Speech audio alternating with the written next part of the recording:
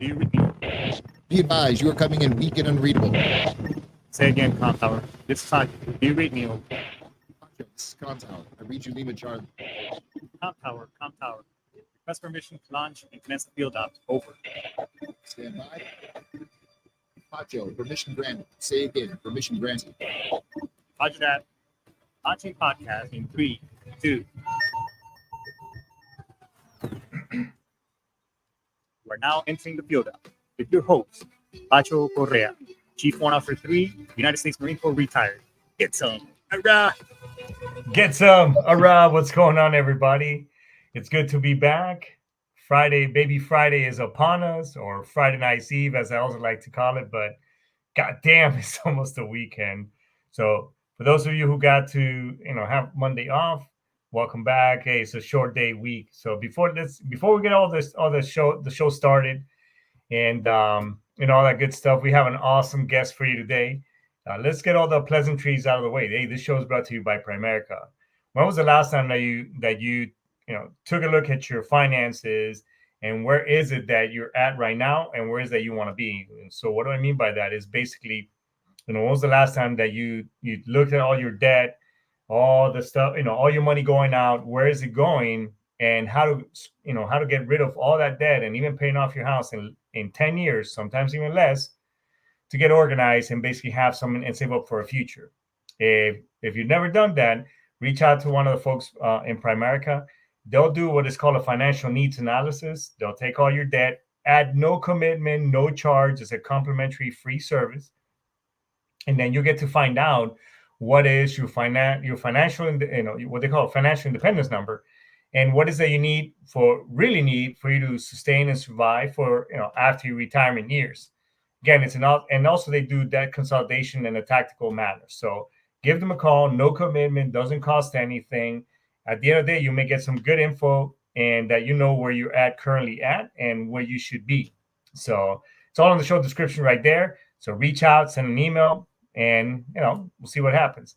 Also, this show is brought to you by the VA. So here's an awesome public message from Mike Richmond.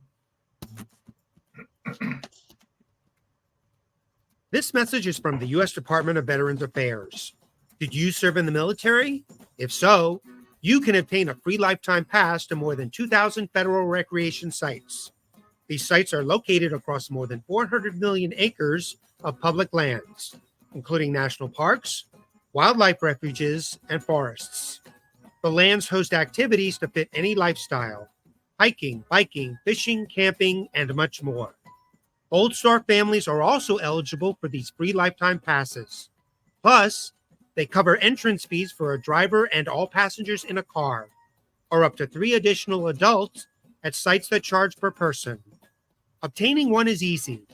Just go to the National Park Service website, nps.gov, or the National Park Service app.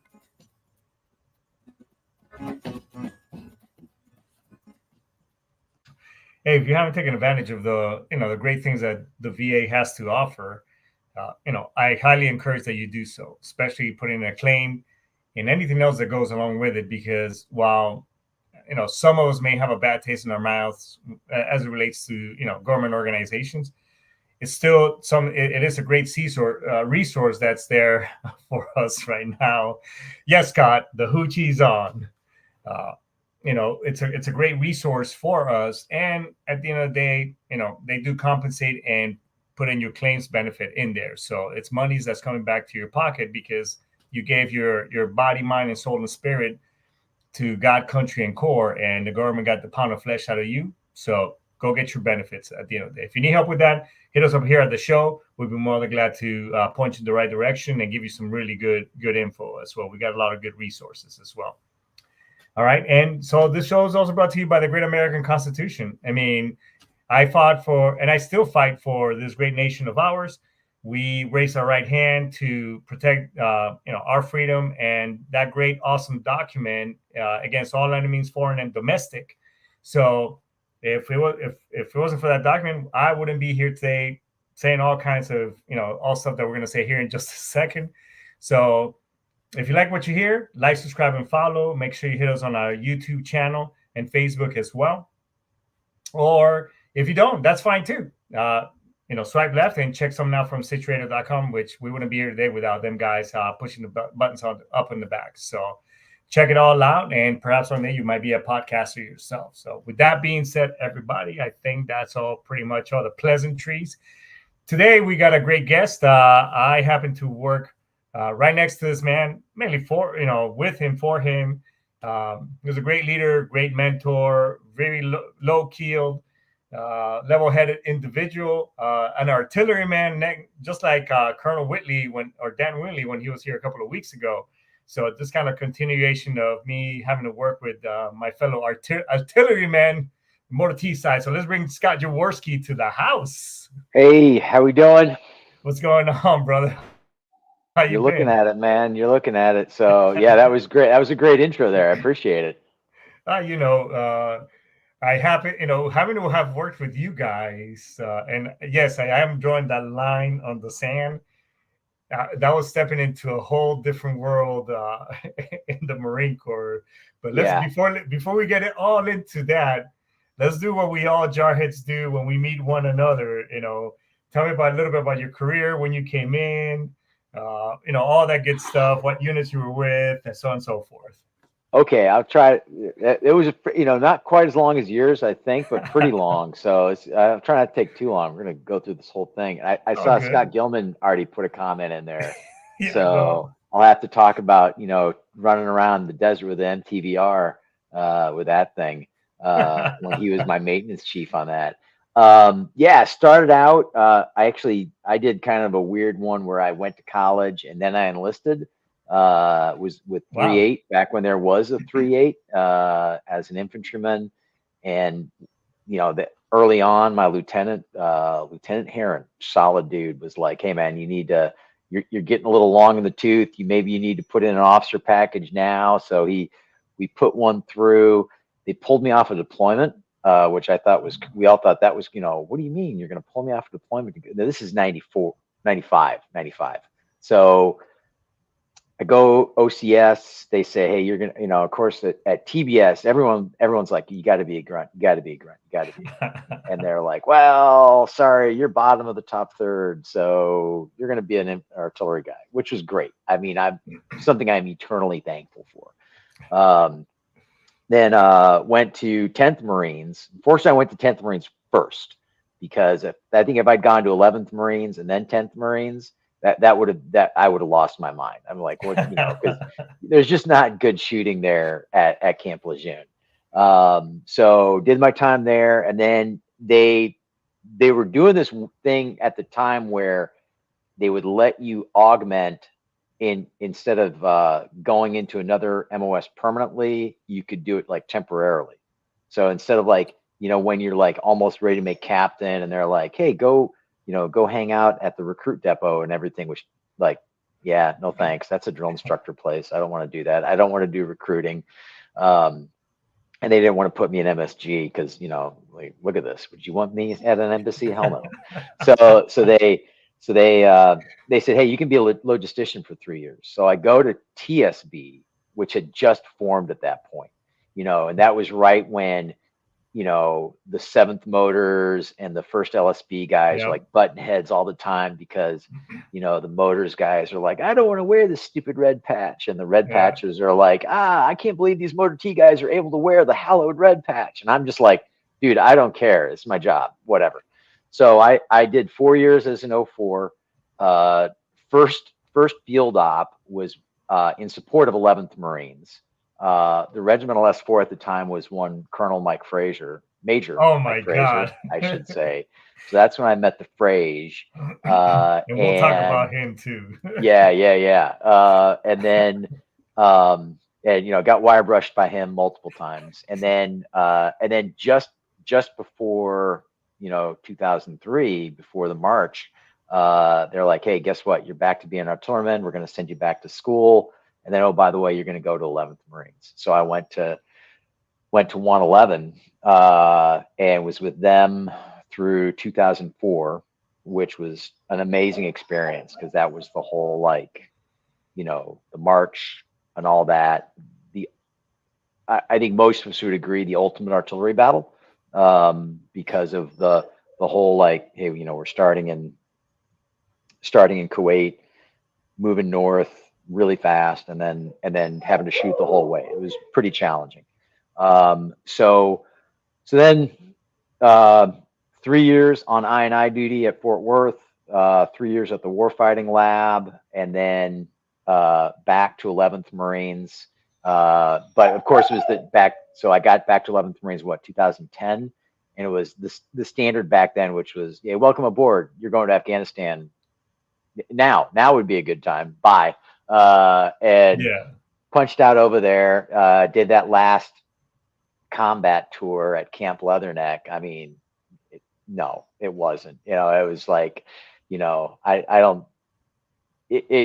was a total fobbit. I mean, I never try to pretend that was some sort of like, oh, there I was in this. No, I wasn't. I was eating at a DFAC every night and living large. And then, then back to 11th Marines, specifically to 111. And then Frazier pulled me up and said, hey, you're going to be the 4. I know you had to know how to do this 4 stuff. So guess what? Get in there. So wire brushed by him, then wire brushed by Lazuski, and then off to pasture. It was a great run. And, the chance to retire out of Las Pulgas was amazing. It was just so cool to kind of be where I thought was home, right. and retire out of there. So yeah, no complaints whatsoever. It was a great run. No, I know that you guys, and by the way, thanks for your your great service and dedication to this great nation of ours, brother. Thanks, man. You too. Thanks. I know that for me, that was like a huge, I'm not going to lie, it was a huge culture shock because, although, as, starting out as enlisted and then moving and then kind of morphing into this warrant officer thing where the guys that I came through, along the way, the DeLucas and Freemans, all the Radamans, and these are all guys who. And by the way, Captain Radaman was an LDO up at the schoolhouse, and then because he couldn't advance, he went back down to being a warrant. I mean, these guys were like, tough as nails and shit, right? But yeah. So I have this mentality. Oh, okay, hey, I'm a logist. I'm doing this, whatever. And then I get to MTM, and Bobby. What was Bobby's last name? He was the 5 at division, but he calls me up like, "Hey, dude, I'm trying to keep you in CONUS, and so that way you don't get deployed." And I'm like, "Wait a minute!" I'm like, "Get the fuck out of here! I just got back from Japan, and by the way, I was part of a whole major earthquake tsunami bullshit going on back there. What the fuck?" He's like, "Hey, I got a great gig for you." This is how I'm not making this shit up. He calls me, okay, I got this great gig. You're gonna be the regimental MTO, and you could go to college and go golfing. And I'm like, really? I'm like, even me beat him down like a year later. Oh, dude, I was like, motherfucker. What a lie! Lies. I get over there, bro, and I mean, let's just face it. You fucking guys love the field. I mean, it's day on, stay on, dude. Well, and what that? I mean, I always like, the thing with and you got to see it up close. Like artillerymen, we realized real early on, like, look, we can't do our job with just weights, So, I need trucks to take me to the field. I need engineers to run my generators. I need freaking comm guys so I can talk, blah, blah, blah, on and on and on.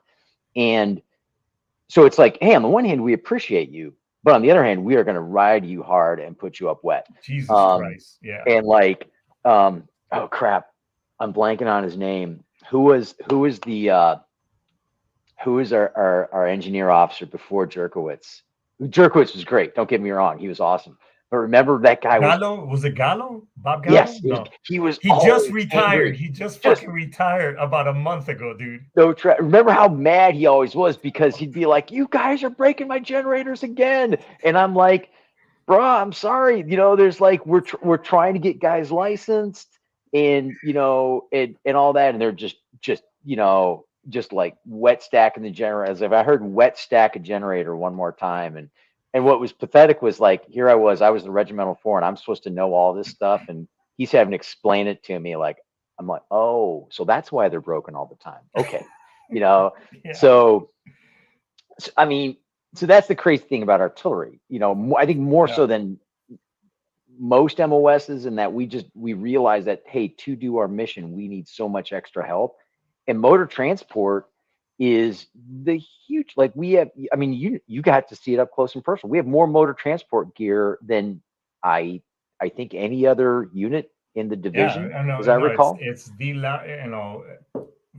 11th Marines as a whole has got the largest fucking motor pool in the West Coast. I think I would even go almost to say almost an entire Marine Corps. I mean, it's fucking massive, dude. Yeah, remember, I mean, like, you had walk that whole motor pool.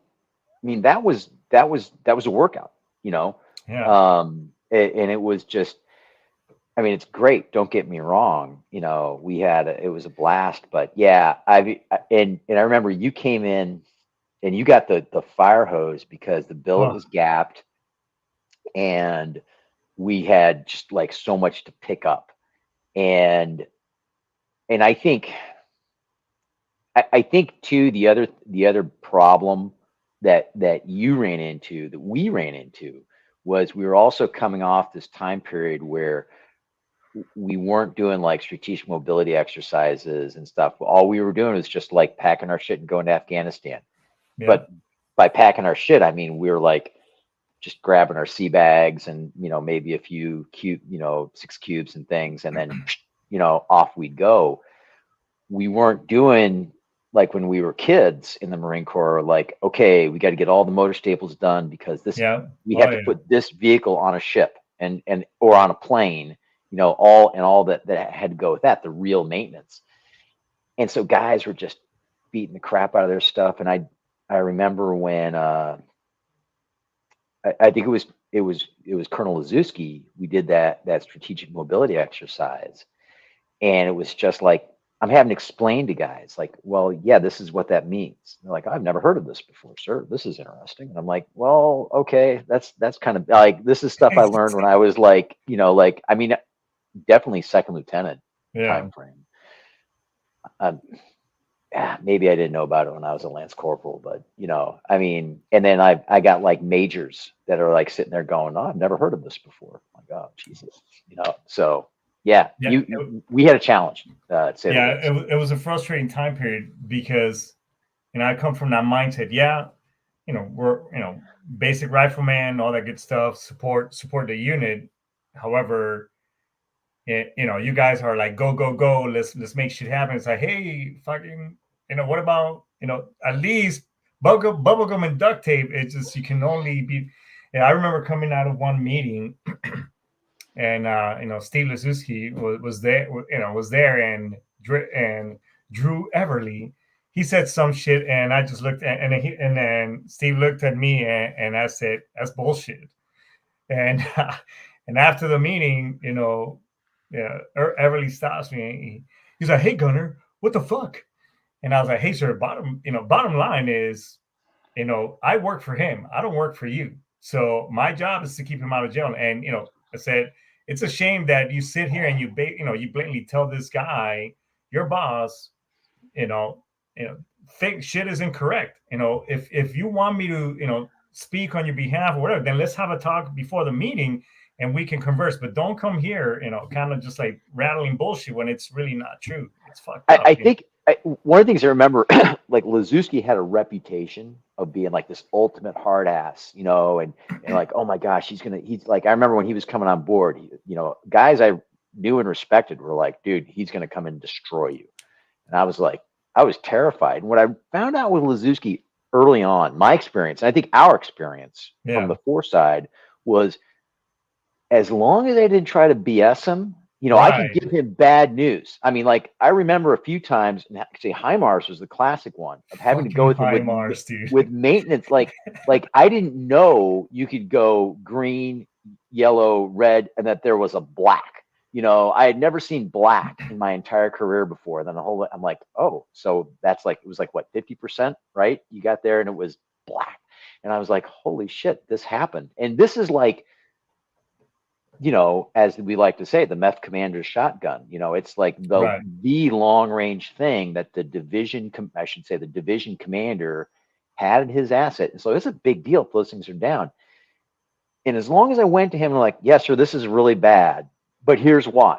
These parts aren't in the system. This, we're working this. We are doing everything we can. Look, and it helped because I had you and I had Baton on the ordnance side, and a crap ton of, I was so spoiled with Chief One officers as the 4. It was ridiculous.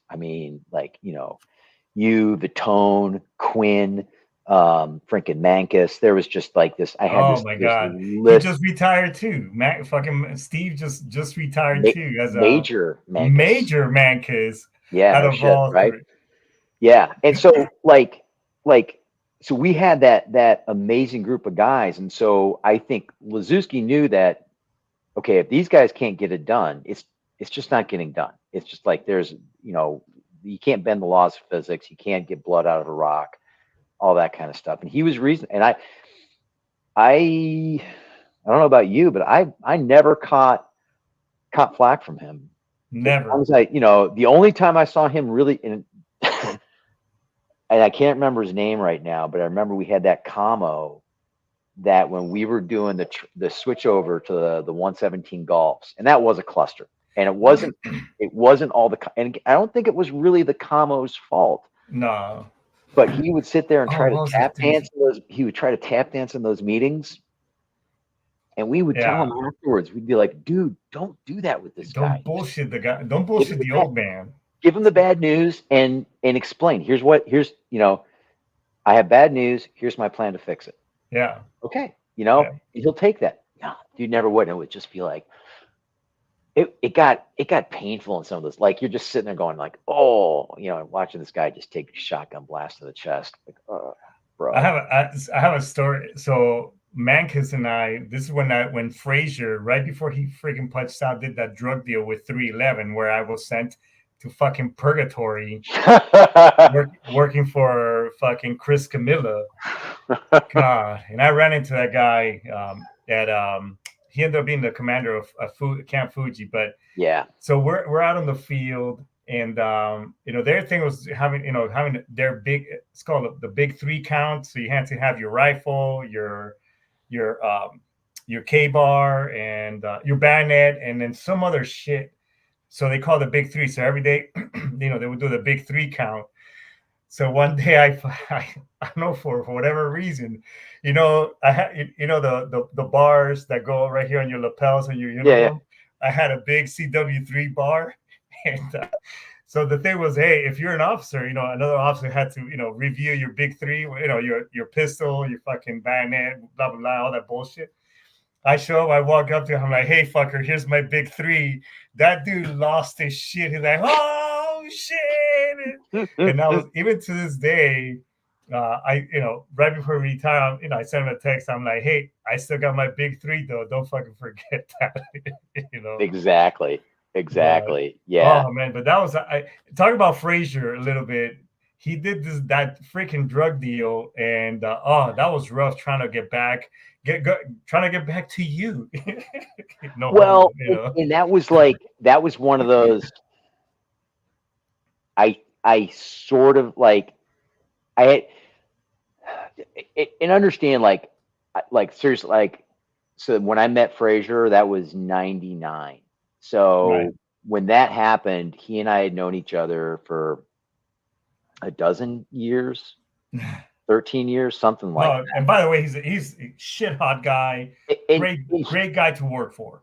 And I think it was just a classic case of, because I can't remember who that guy that was, because did the guy that you replaced, did he get relieved or something? There was a reason. I'm blanking right now why it was exactly. Well, so he was having issues, PTSD and everything. And I don't know if you heard, he ended up actually, committing suicide a few years No. later. Yeah, and up in No, I Quantico. did not. Yeah, Tony Hill, who's another fellow Motor T warrant officer, chief warrant officer. He was one of the cops that responded to that situation and tried to take care of him. And yeah, it was pretty bad. May the dude rest in peace. Yeah. Okay, so that I'll tell you his name after. I just want to keep him, but yeah. totally get it. So I think it was one of those like, and I think he also knew that the issue that we were going to have with 311 is because they're out in 29 Palms and we're all back here. So Right. and Escamilla would have gotten from bad to like a lot worse. And I think Fraser was like, I need to take kind of a drastic step here. Yeah. And he was comfortable because we did have good chief warrant officers at the battalion level back here. Oh man, I'm so mad at myself right now. Your chief. Bonnell, Ezra Bonnell. Yeah, he's in Texas, by the way. We talked to about a month in Texas. ago. Shocking. Yeah. I never would have thought about that. Yeah. No shit, right? No shit, right? We had Bonnell back there, and I think that was like he recognized it. Like, okay, hey, look, I've got to do a division of what economy of force we're going to call it, and do some split ops, and that was the best thing to do. But yeah, I mean, it was weird because there was such a sea change when oh man, I should have this up. When the new commander came in at 311, yeah, it went from where like everything was hard, everything was difficult. I hated like having to go and be like, hey, 311, here's the support I need from the regimental level, and just being told no, to like, sure, yeah, no problem. Like, I was kind of like, whoa, wait a minute, what do you mean? What do you mean yes? Like, what's the catch here? Like, no, here's your thing. Okay, cool. So those were some interesting times to say. And by the way, the guy that just joined, he put a comment on the screen. Dan Stevenson, he was the regimental MTO years back, about 2 MTOs before, and that dude and we actually ended up working together in the Middle East on a government contract. So yeah, but well, and then he knows. I mean, it's just like that's just and the thing is like for the most part, if you look at the guys that we've had in that position or as the chief there, they're kind of like like Paris Moultrie. I mean, that guy's I think he's still out there working as a civilian, and he was a freaking legend when we did the march up in 2003, and everyone respected the hell out of him, partly because he could wrangle that craziness that was the 11th Marines motor pool. And then, oh, by the way, actually valid, that's the other crazy thing was like, because we did have to then worry about 311 and 29 Palms and making sure that their stuff was squared away. And that got easier the last couple of years for reasons we just talked about. But it didn't make it like, it still was a challenge, but that was also kind of cool though, because we did know that every time we went up there for Desert Fire X or Desert Scimitar or whatever, that we kind of had a place that if we had to, we could go, there was a motor pool back there. Right. That if we needed to get some work done, okay, get it over there. We can do what we got to do and then get it back out to Wilson or wherever the hell we were. Which we did several times, when we were there. Yeah. Let me ask you this. So now that you're on the blue card side of the house, what do you miss from being in? I don't miss the bullshit or when I see the Facebook post, hey, we just got brought into the weekend because Benot's got drunk on the weekend and got a DUI. I mean, I don't miss that shit, but what do you miss? So talk about things I don't miss. I'll tell you the funny don't miss story first before I go into things I do miss was, okay. So I remember, I don't know if you remember, I retired November 1st of 2013. Right. And Desert Scimitar that year was like the most epically ridiculous. It was bad. And And I'm sitting there, I'm at home, I'm in Encinitas, and all these Facebook posts are flying back and forth going, oh my God, it's like the worst weather ever. You know, people are just crying. And I'm just sipping my coffee going like, yeah, I think I'll go for a bike ride later. And then, you know, maybe I'll go surfing. I don't know. Because guess what? I don't have to work. And yeah, you guys are out there. So yeah, I didn't miss that at all. I think what I missed the most, it was funny because you had Khalil on the other day, and seeing him when I was out there at Pendleton a couple months ago really made me think about this. Is that I missed the young Marines and the chance to like mentor and all that at that level. I don't get that anywhere near as much like on the civilian side, because so now I'm a government civilian, and frankly a lot of government civilians kind of don't even, they're like, I got this, I don't need help from you, and I'm like, okay, that's fine, cool, rock on. But whereas, you know, the young Marines were always like, if you went down, especially if you went with that kind of, if you went down with like, let me tell you how it's done there, Marine, like, okay, that was never going to work, right? But if you kind of went with a bit of a servant leadership attitude, like, hey, how can I help? And let's talk about this. Hey, my experience, blah, blah, blah. Except for when I was a second lieutenant, because no one you don't want to say right? those three words.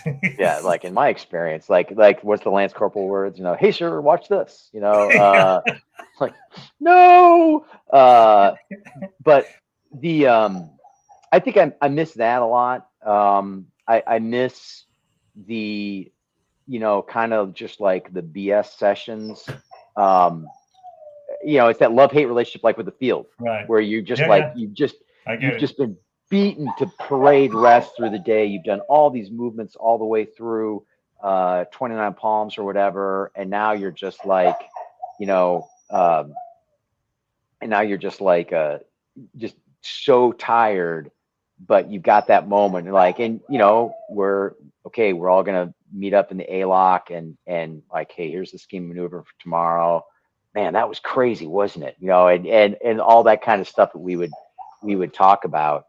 So I think that's probably the thing I miss the most. Right. Oh, you know, a lot of the camaraderie and the bullshitting.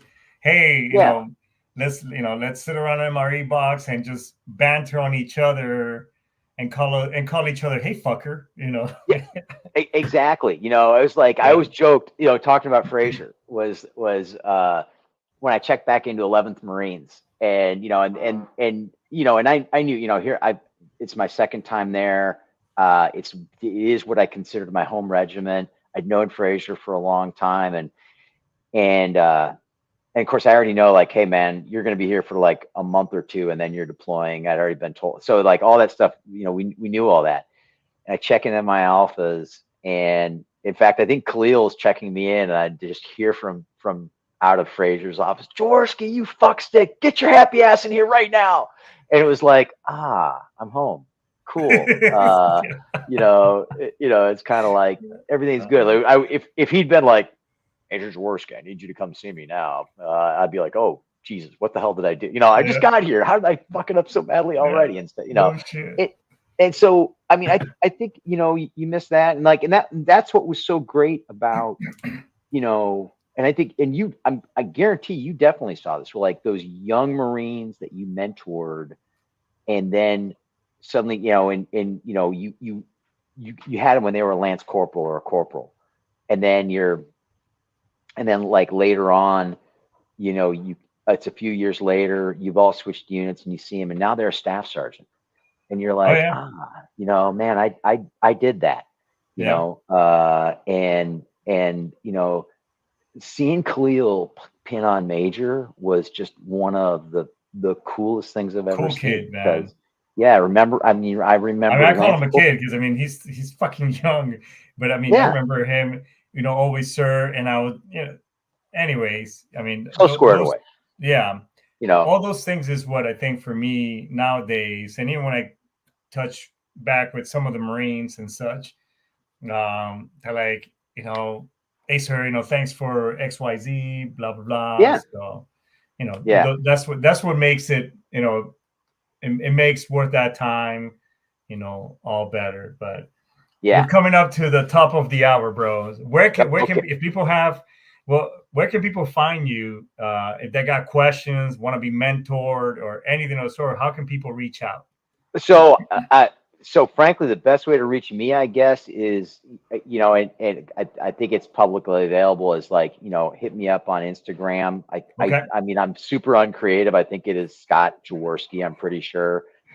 Same thing with Facebook, so whatever the Facebook or Instagram message, I don't do a whole lot of I don't do the tweets or X's or whatever the hell they're called now. It's just like, that's about it. I'm not Mr. Social Media all the time.